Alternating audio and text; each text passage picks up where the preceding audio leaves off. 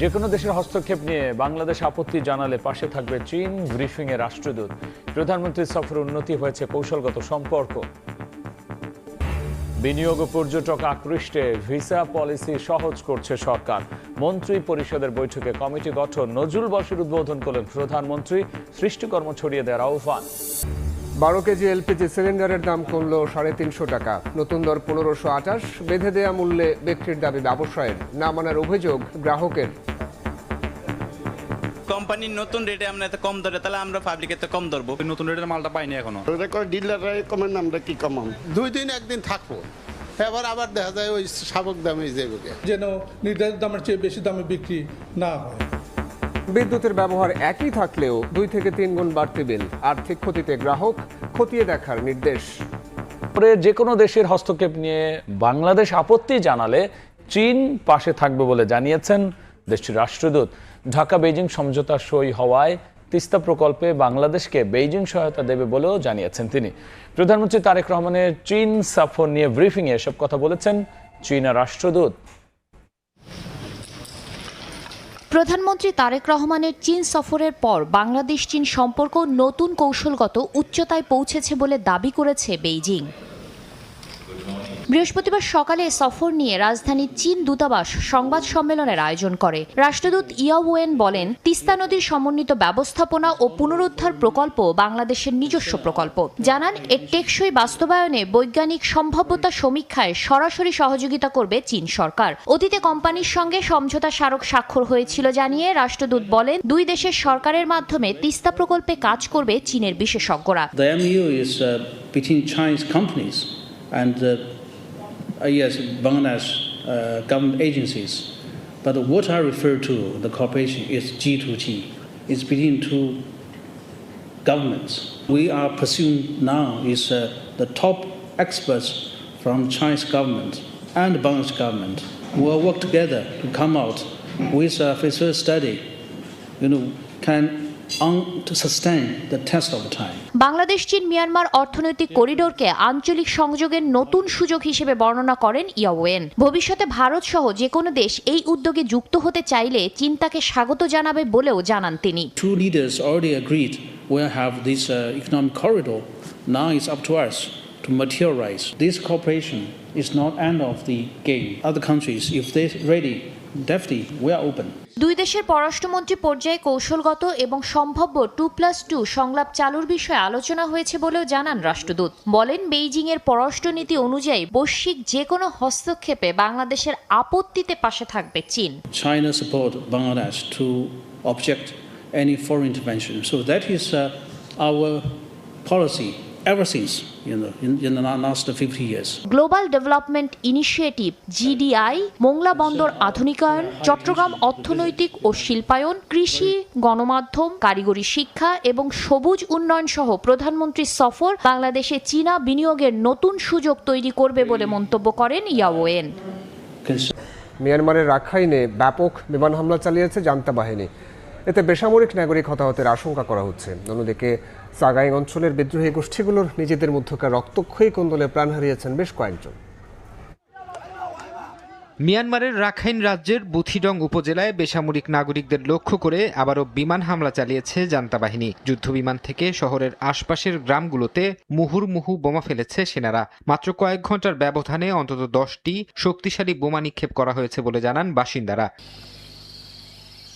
এদিকে জান্তা বিরোধী শিবিরের অভ্যন্তরীণ কোন্দলে রক্তাক্ত হয়েছে সাগাইং অঞ্চলের মনিওয়া শহর। সমান্তরাল জাতীয় ঐক্য সরকার NUGর অনুগত পিপলস ডিফেন্স ফোর্স PDF এবং পিপলস সিকিউরিটি ফোর্স PSF এর মধ্যে এক রক্তক্ষয়ী সংঘর্ষে কয়েকজন বেসামরিক নাগরিক হতাহতের খবর পাওয়া গেছে।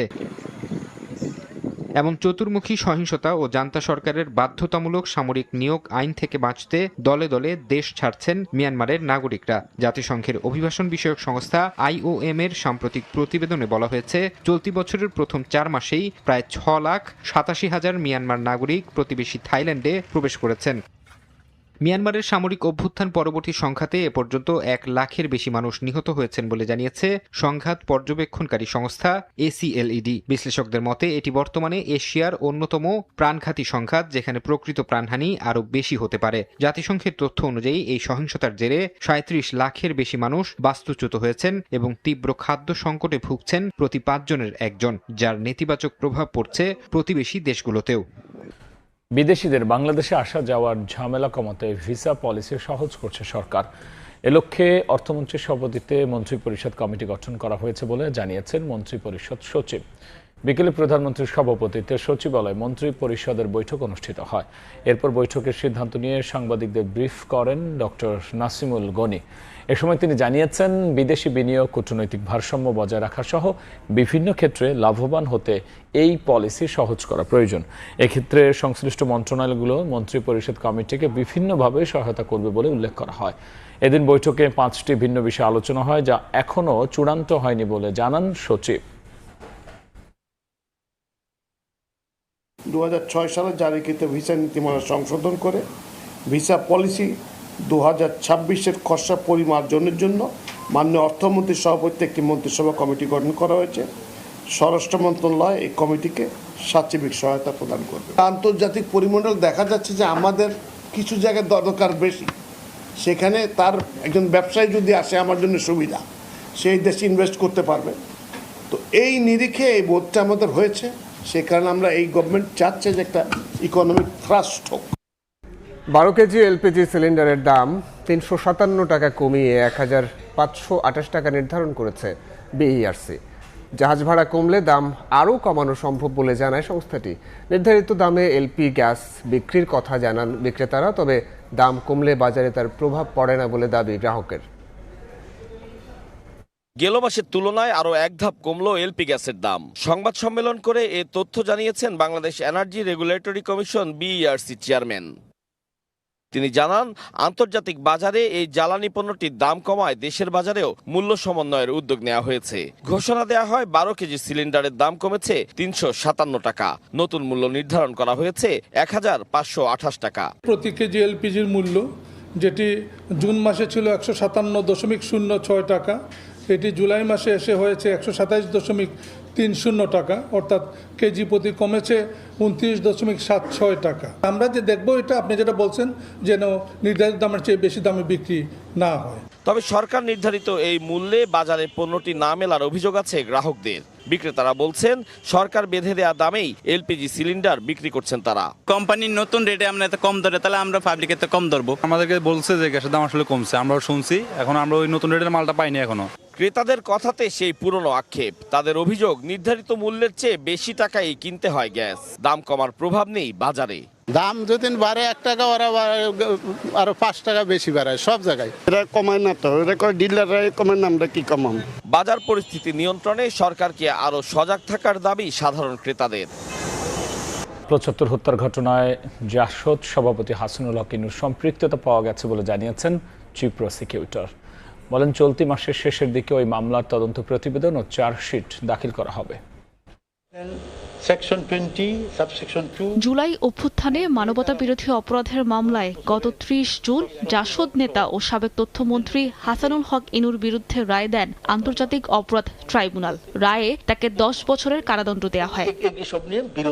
এবার মানবতা বিরোধী অপরাধের আরেক মামলায় আসামি হচ্ছেন হাসানুল হক ইনু। বৃহস্পতিবার চিফ প্রসিকিউটর জানান, 2013 সালের রাতের আধারে শাপলা চত্বরে যে হত্যাকাণ্ড ঘটে তাতে সম্পৃক্ততা পাওয়া গেছে ইনুর। শাপলা চত্বর হত্যা মামলার যে ঘটনাটা যখন ঘটে, তখন আমাদের ইনভেস্টিগেশন মতে যে জনাব হাসানুল হক ইনু, তখন তিনি তথ্যমন্ত্রী, তিনি 2টা টেলিভিশন চ্যানেল তখন ওই রাতের ঘটনার প্রেক্ষিতে বন্ধ করে দিয়েছিলেন।